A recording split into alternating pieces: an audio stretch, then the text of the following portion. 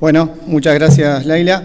La segunda presentación estará a cargo de Adrián Correndo. La segunda presentación la tendremos de modalidad o bajo modalidad virtual debido a una muy buena razón que seguramente Adrián va a comentar durante su presentación. Adrián es oriundo de Merlo, Buenos Aires, estudió su carrera de grado en agronomía en la Facultad de Agronomía de la Universidad de Buenos Aires, donde también obtuvo su máster en Ciencias del Suelo. Orgullosamente, Adrián trabajó durante 10 años como asistente agronómico para el querido y añorado IMNI, Conosur. En 2021 obtuvo su doctorado en agronomía en la Universidad Estatal de Kansas, donde actualmente es investigador de postdoctorado bajo la guía del doctor Ignacio Ciampiti. Adrián es un apasionado del análisis de datos y digitalización de la agricultura, tanto para el análisis en el presente como así también a nivel de futuro en el desarrollo de datos y análisis de investigación. Muy buenas tardes a todos. Primero que nada, muchísimas gracias Fernando y al comité organizador de Fertilizar por esta hermosa invitación a participar del Simposio de Fertilidad 2023. Lamentablemente, bueno, no puedo estar en persona ahí con ustedes saludando a tantos colegas y amigos, pero bueno, hubo unos cambios a nivel familiar. Hace unas pocas semanitas nació nuestra segunda hija, Sofía Maquena, así que bueno, son tiempos de quedarse en casa y apoyar a la familia. En esta presentación la idea es compartir con ustedes un poco mi visión acerca de lo que estuve trabajando en los últimos años en Kansas State University, en el equipo de Dr. Ciampiti. Ustedes verán en la presentación otros nombres como Carlos Hernández, Josefina Lacasa y el mismo Ignacio, con quienes solemos discutir mucho estas cuestiones de cómo avanzamos más hacia una agronomía más cuantitativa y refinamos el análisis de datos en la agronomía. Sin más, espero que disfruten de la presentación. Muchas gracias. Bueno, la primera pregunta que podemos abordar es esta pregunta clásica, ¿no? El paradigma de que los datos son poder. Bueno, podríamos poner la analogía de que los datos son una especie de pozo de petróleo, ¿no? Que lo tenemos que extraer y lo tenemos que transformar para darle valor, ¿no? O sea, los datos tienen valor, pero hay que usarlos, ¿no? Hay que usarlos porque si los juntamos solamente son costos. Esa es la pregunta número uno que seguramente muchos de ustedes tengan hoy en día. ¿Qué hacemos con tantos datos agronómicos, de maquinaria, prescripción, sensores de producción? Esa es la idea de la presentación de hoy, tratar de abordar cómo podemos refinar nuestro análisis de los datos para sacarle más el jugo. Primero que nada tenemos que hablar de los desafíos que tenemos en la agricultura, más que nada la educación, porque la currícula actual en la ciencia de los datos aplicada a la agricultura todavía es bastante limitada, está creciendo mucho en los últimos años, pero es limitada aún. Esto genera dos desafíos grandes. Uno es la reproducibilidad, porque aún no somos muy capaces en la agricultura de compartir los datos en la literatura y los códigos menos. Y en temas de accesibilidad todavía no somos capaces de traducir al menos lo suficiente la ciencia en herramientas de decisión que sean accesibles a los productores. Bueno, algunos mitos y vicios que arrastramos, por lo menos cosas que yo aprendí en los últimos años que las tomaba como verdades y bueno, no era tan así. Uno de ellos es la distribución normal, ¿no? O sea, tenemos una obsesión porque los datos tienen que estar distribuidos de forma normal y esto es algo que en realidad lo requiere la ANOVA tradicional que hacemos cuando corremos Infostat, por ejemplo, pero la verdad es que hay muchas otras distribuciones disponibles que las podemos modelar perfectamente con un poquito de habilidad de programación y este es un ejemplo de un mapa de rendimiento de un lote cualquiera. Este es un lote de soja y tenemos, después de limpiar los datos, tenemos una distribución que no se parece tanto a lo normal, sino una distribución gamma, por ejemplo. Y eso lo podemos modelar hoy día con cualquier modelo. El otro mito también es la homogeneidad de la varianza, ¿no? También una obsesión porque la varianza sea homogénea. Y otra vez, esto es algo que lo requería la ANOVA tradicional, pero hoy día con un poquito de programación podemos especificar varianzas heterogéneas en casi cualquier tipo de modelo. Otra cosa bastante interesante que estamos viendo es el tema de diseño en bloques, ¿no? Que es probablemente el diseño más común que tengamos en la agricultura. Este es un lote mío en Escandia, Kansas, centro-norte del estado, en el que tenemos un lote de soja, ¿no? Y ustedes pueden ver cómo hay un lamparón verde aquí más claro, ¿no? Que es una zona del lote donde la vegetación es diferente. Sin embargo, cuando uno estableció los bloques, hicimos 5 bloques este-oeste, ¿no? Sin embargo, cuando uno analiza los residuales de estas parcelas, ¿no? De los resultados en rendimiento, lo que vemos es que en realidad probablemente tengamos 3 o a lo mejor 4 bloques y no 5, y no necesariamente en la misma dirección.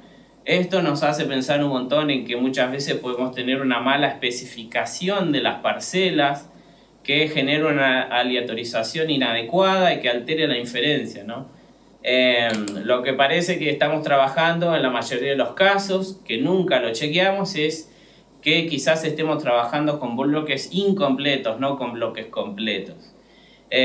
Para esto, por ejemplo, Josefina La Casa, una integrante de nuestro grupo, ella hizo un máster en estadística que lo van a poder ver publicado muy pronto, donde ella propone un análisis espacial mezclando estadística bayesiana con machine learning, con árboles de regresión, para poder clasificar y chequear si realmente teníamos 5 bloques en la forma que nosotros esperamos o efectivamente hicimos una mala especificación de los mismos. Otro mito, una obsesión o vicio que arrastramos es el R cuadrado, ¿no? Queremos usar el R cuadrado para todo, y hoy día muchos modelos machine learning, modelos súper sofisticados, pero que aún no estamos evaluando bien la calidad de las predicciones con el caso predicho observado. Para este caso en específico, R cuadrado, y lo voy a marcar muy bien, no dice nada acerca de la exactitud o la accuracy de los modelos, y este es un ejemplo bastante claro en donde tenemos el observado, los valores predichos, y tenemos puntos que se ajustan perfectamente a una línea, que es lo que define el R cuadrado. Este es un R cuadrado casi de 1 para 3 modelos diferentes, donde ustedes pueden ver en los primeros 2 lejísimos de la 1 a 1, pero un R cuadrado de 0,99, ¿no? Sin embargo, podemos tener otro caso sobre la 1 a 1, y el mismo R cuadrado. Entonces, si ustedes no ven el gráfico de predicho observado, desconfíen un poquito. Confíen más en otras estimaciones del error, a la exactitud, como el Root Mean Square Error o eficiencias de modelos. Finalmente, otra obsesión que arrastramos, que al menos lo estuve viendo en los últimos años, es una obsesión por el número exacto, ¿no? Queremos saber el valor verdadero, la curva verdadera, un nivel crítico específico, ¿no? La dosis óptima. Y no digo que esté mal evaluarlos, pero creo que ya tuvimos suficiente de esto. También esta obsesión por el p-value, ¿no? de 0,05, que todo por abajo de eso está bien y lo que está por arriba no está mal. Y en realidad no es tan así, ¿no? Las respuestas son muy variables dependiendo del año, dependiendo del espacio también. Entonces tenemos que empezar a hablar más de probabilidades, de incertidumbre, de la curva más probable en todo caso, y de rangos críticos en lugar de valores críticos. Es así que lo que yo creo que puede pasar o debería es que tenemos que movernos de un enfoque muy enfocado en el valor esperado y movernos hacia un enfoque más hacia el error, ¿no? de los modelos y cómo explorar estos componentes. Bueno, ahora la idea es mostrarle un poco qué se está discutiendo en Estados Unidos acerca del análisis de datos de nutrición. Y este es un ejemplo con novedades. Hace un año más o menos que estoy participando del grupo FIRST, le llaman Fertilizer Recommendation Support Tool. Visítenlo en este link que está aquí. Este es un grupo bastante interesante de más de 100 especialistas que se han juntado para mejorar la transparencia en el diagnóstico y análisis de suelo, para tener interpretación clara y consistente. Y la idea es formar bases de datos en fósforo, potasio y corrección de pH, ¿no? Y generar herramientas de decisión accesibles como herramientas web. Hay distintos grupos subgrupos en este grupo grande. Y bueno, la idea es mostrarle un poco cuáles son las preguntas principales en el análisis de los datos en este grupo. Primero, por ejemplo, cuando usamos rendimiento relativo para estimar umbrales críticos, la pregunta que se nos viene a la mente es ¿a qué? ¿Relativo a qué? ¿No? Hay un trabajo bastante interesante del año pasado de Austin Peirce, en el que ellos llegan a la conclusión de que una variable adecuada es usar rendimiento relativo al máximo rendimiento, ¿no? Y no a máxima dosis, por ejemplo. Otra pregunta que tenemos es cuál es el rendimiento relativo objetivo, si tiene que ser variable. ¿Qué pasa con umbrales críticos? En realidad nos tendríamos que mover más hacia rangos críticos, y esta es un poco el approach que le están dando aquí, tratando de explorar más la incertidumbre con el modelo de técnicas de remuestreo como bootstrapping, tratando de identificar los valores críticos independientemente del modelo que se utilice, pero no solo un valor crítico, sino la idea es tener una distribución, un rango para determinar probabilidades, ¿no? Probabilidad de respuesta, que es algo que tenemos que empezar a trabajar más, y es algo que el grupo está enfocado. Y después también hay discusiones acerca de qué modelo utilizar, si utilizan método australiano o el coseno logaritmo, métodos de cuadrantes de Kay-Nelson, regresiones, etc. Y la pregunta que hay es si en realidad no tendríamos que hablar de combinación de modelos, ¿no? Los famosos ensembles que se mencionan ahora. Mi rol en este grupo, yo participo en el grupo de Soil Test Correlation, en la evaluación de estos tipos de modelos. Y básicamente lo que hice fue desarrollar un software en el programa para la interfaz R, ¿no? Y la idea es, con este tipo de paquetes o software, poder mejorar la reproducibilidad. Este es un ejemplo, ¿no? Si ustedes utilizan este QR o link, van a poder ver una aplicación web totalmente gratuita en la que pueden explorar qué es lo que hace este paquete y cómo eso puede ayudar a estimar los distintos valores críticos con distintos modelos, explorar resultados, explorar el código si ustedes lo quieren hacer en R, y demás. Así que bueno, los invito a explorar un poco esto. Mientras FIRST todavía no tiene disponibles en este momento las decisiones, las herramientas de decisión, nosotros humildemente desde Argentina, con una revisión en la que trabajé para mi maestría, que la publicamos hace unos añitos nomás, unos 800 ensayos de nitrógeno maíz, en los que clasificamos estos ensayos en términos de textura y potencial de rendimiento, y estimamos distintas curvas probables en maíz.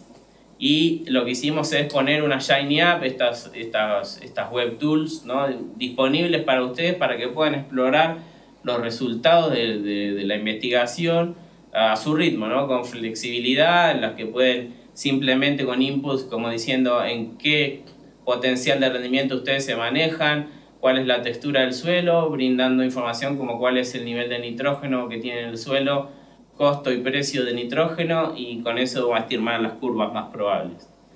Ahora bien, tengan en cuenta que esto es orientativo y no es nada que es la verdad, es simplemente algo orientativo que los ayuda a ustedes para el manejo. Una de las cosas en las que nos debemos enfocar bastante es en definir los objetivos que tenemos para los modelos, ¿no? Y tenemos distintos tipos. Por un lado, la literatura en agronomía tiene extensa experiencia en desarrollar modelos explicativos que tienen como objetivo comprender lo que ya pasó, ¿no? Son los famosos modelos ex post. En lo que tratamos de hacer básicamente, el enfoque más común es estudiar el sistema a través de componentes, ¿no? Simplificados, tratando de mantener el resto de las variables constantes, pero esto nos limita bastante en términos de explorar interacciones complejas. Para estos modelos lo que usamos es más que nada los de tipo mecanístico, que funcionan perfecto, y también podemos usar algo de Machine Learning como árboles de decisión o regresión, quizás vemos un ejemplo más tarde. Y una característica de estos tipos de modelos es que no requieren entrenar y validar, ¿no? Aquí un ejemplo bastante interesante que les recomiendo para lectura, los que estén más interesados en el detalle. Este es un metaanálisis, ¿no? En el que tenemos distintos ensayos, acá trial, en donde se estudia la respuesta fungicida en soja, por ejemplo, y tenemos alrededor de 20 ensayos aquí en los que estimamos un efecto promedio, ¿no? Pero esto es lo que ya pasó, ¿verdad? Si nosotros queremos enfocarnos en predecir en lo que va a pasar en ensayos nuevos, que es un poco de lo de el objetivo de hacer ensayos a campo, ¿no? Como es este trabajo, tendríamos que hablar de intervalos de predicción, que son dos cosas diferentes. Y este trabajo es bastante interesante en ese sentido, en el que propone una alternativa, incluso propone el código que ayuda a estimar estos rangos de predicción que son diferentes a lo que ya pasó. Si queremos predecir, ¿no?, lo que todavía no pasó, nos tenemos que enfocar más en modelos predictivos que son distintos a los modelos explicativos. Estos modelos en general lo que necesitan hacer es reconocer patrones más complejos de interacción, pero eso trae aparejado la limitación de comprender la causalidad, ¿no?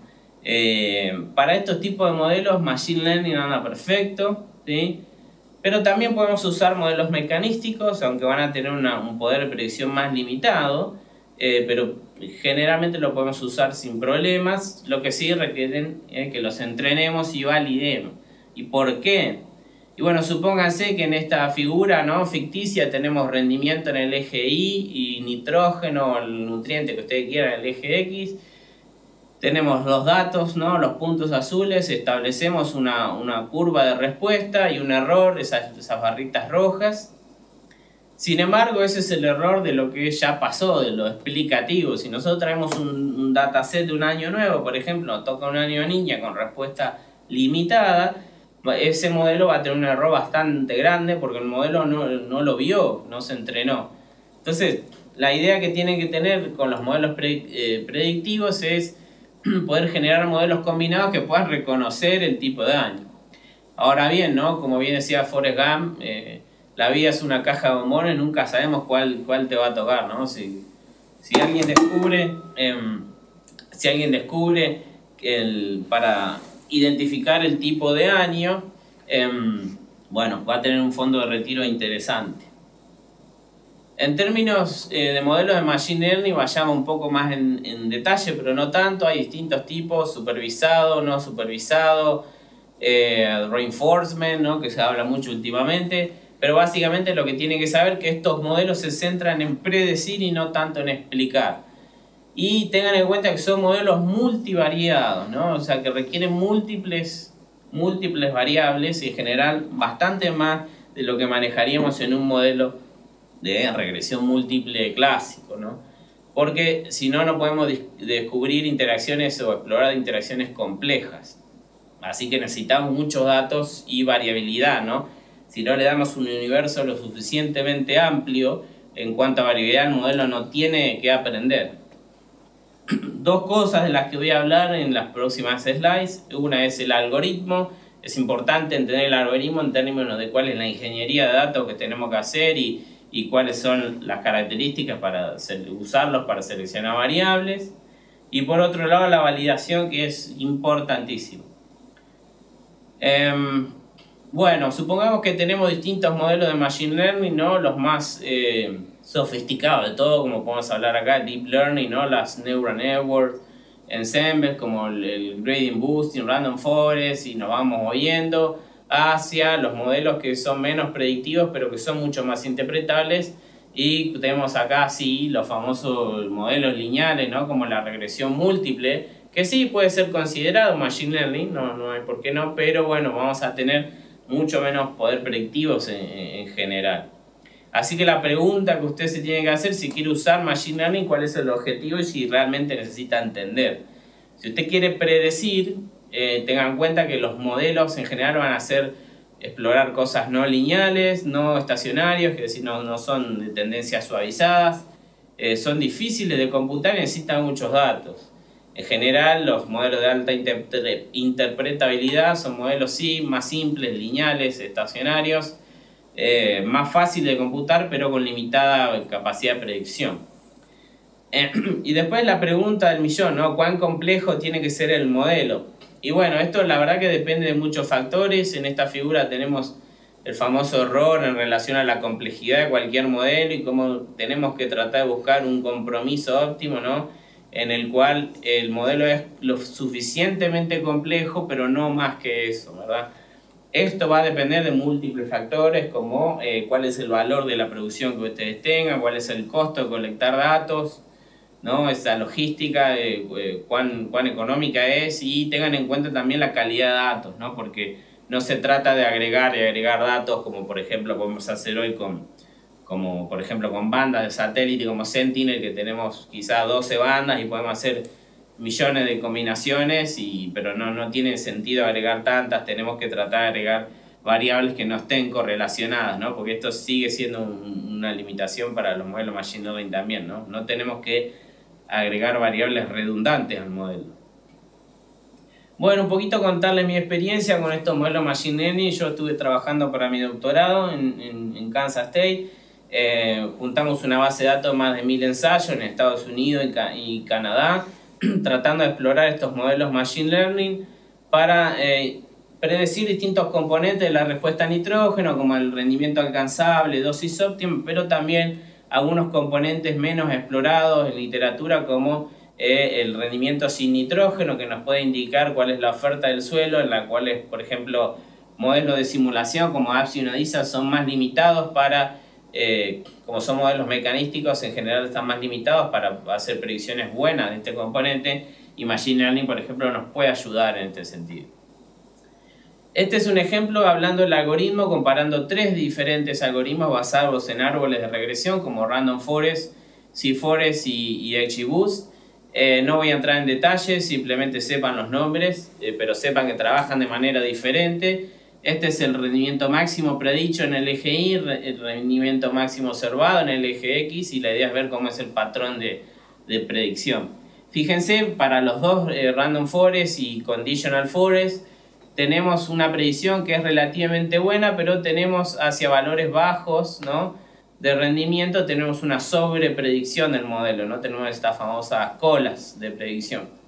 Y esto quizás tiene que ver con que no tenemos tantos datos, pero también a veces el algoritmo nos puede ayudar. Fíjense cómo pasamos a un modelo como Gradient Boosting, en el cual funciona de manera diferente con árboles de residuales, y podemos ver cómo eso nos ayudó a mejorar ese patrón y tener una predicción más pareja a lo largo de todos los valores.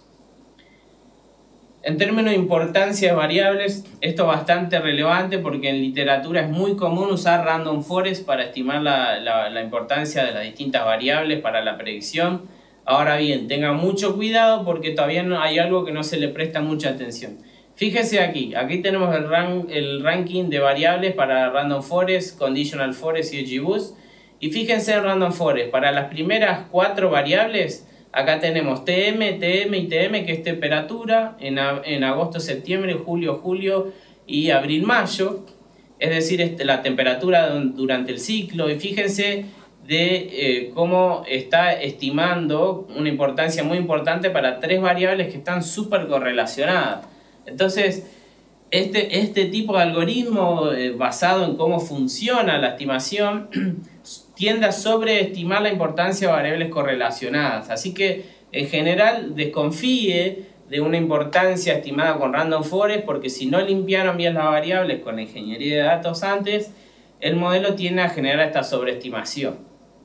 Y esto es algo bastante común en literatura que no se le presta mucha atención, pero ya hace unos años hay una serie de papers que empieza con Strobe del 2007, que les recomiendo pegar una ojeada a los más interesados en este tipo de modelos porque es realmente un problema. Tendríamos que usar permutaciones condicionales. ¿Condicionales a qué? Y bueno, a la presencia de otras variables correlacionadas. Entonces, por ejemplo, si vamos a estimar la importancia de temperatura de agosto a septiembre, hagámosla condicional a la presencia de otras que estén correlacionadas en el modelo. O podemos usar técnicas de regularización, como podemos aplicar en XGBoost, que nos ayuda a reducir la influencia de variables correlacionadas. Otra vez, son distintas aproximaciones para lograr la estimación de importancia variable. Segundo factor, validación de la predicción. Suponga que nosotros tenemos 5 lotes, ¿no? Idealmente deberíamos usar un concepto que se llama leave one out, dejar uno afuera. Si tenemos 5 lotes y queremos usar un split 80-20, que es decir, el 20% de los datos para validación y el 80% para testing, para training, no deberíamos usar un enfoque como este en el que tomamos píxeles de todos los lotes o de todos los años. ¿Por qué? Porque esto va a generar una performance inflada, ¿no? Este modelo no nos va a tirar ninguna alerta, pero nos va a generar un modelo que es más explicativo y no tan predictivo, y va a fallar para predecir lotes nuevos o años nuevos. Así que tengan cuidado con esto. Si ustedes quieren predecir qué es lo que va a pasar en un año siguiente o en otro lote, tienen que entrenar el modelo para eso, ¿no? Tienen que dejar un lote entero afuera, un año entero afuera, y tratar de predecir eso. Si no, ustedes no pueden pretender que el modelo va a predecir bien años que están fuera. Entonces, fijémonos, realmente un esquema de validación, si usted va a utilizar Machine Learning, requiere dos pasos. Uno es lo que le llamamos un loop externo, en el que podemos generar un split, si ustedes quieren. Tenemos 5 lotes, 4 training y 1 en validation o testing, en el cual vamos a activar un error de generalización de los modelos. Entonces, lo que tenemos aquí es cómo predicen los lotes o años no vistos, ¿no? Entonces tenemos una etapa interna en la cual vamos a entrenar al modelo para optimizar y elegir el mejor algoritmo con su configuración, ¿no? Que estos son los hiperparámetros. Y una vez que tengamos el mejor modelo, vamos a pasar a la validación con lotes no vistos. Como les decía, no necesariamente tiene que ser un modelo Machine Learning, puede ser un modelo mecanístico, por ejemplo un modelo bayesiano, en el cual, por ejemplo en este caso, con datos de Ricardo Melchior y de Inta Paraná, de un ensayo a largo plazo desde el 95, podemos estudiar la respuesta a nitrógeno según año climático, en el cual simplemente, si lo queremos hacer predictivo, tenemos que ir entrenando al modelo sacando un año. Entonces vamos a entrenar el modelo con años, X cantidad de años menos N, donde el año N está siempre afuera del training. Y así podemos comparar, ¿no?, un modelo por ENSO contra un modelo global, por ejemplo. Entonces, si comparamos los modelos predictivos con los modelos explicativos, que serían lo que realmente pasó, que lo podemos usar como referencia, ¿no?, el diario El Lunes, podemos ver distintas cosas. Por ejemplo, acá tenemos la dosis óptima agronómica en kilo de nitrógeno, y tenemos el modelo global que utiliza una sola curva, y si ustedes ven, este modelo parece que sobreestima particularmente para años niña la dosis de nitrógeno. Sin embargo, si usamos un año segregado por año ENSO, eso nos va a reducir el sesgo, ¿no?, en las estimaciones de la dosis óptima, aunque conserva una variabilidad importante, y esta variabilidad, como podemos ver, cambia según el año climático, ¿no? Y estas son cosas bastante interesantes para explorar con el modelo bayesiano, a diferencia del modelo frecuentista. ¿Y por qué los modelos bayesianos van a crecer mucho en los próximos años?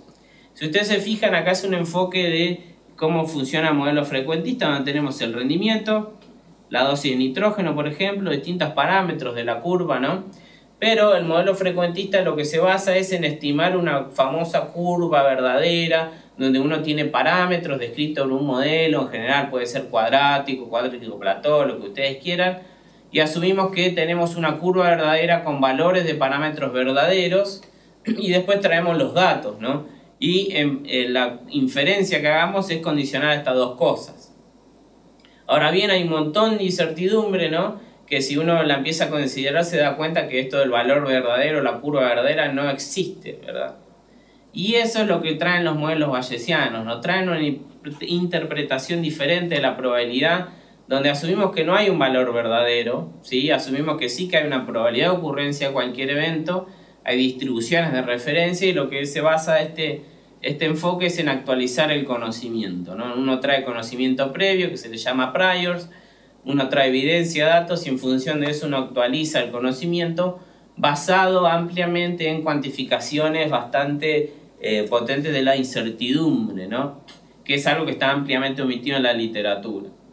¿Cómo hacen esto? Bueno, supónganse que nosotros tenemos una probabilidad previa, un conocimiento previo, en el que uno dice que, bueno, nuestros parámetros pueden tener estos rangos de variabilidad, y en función de eso vamos a generar distintas curvas probables para una situación en particular.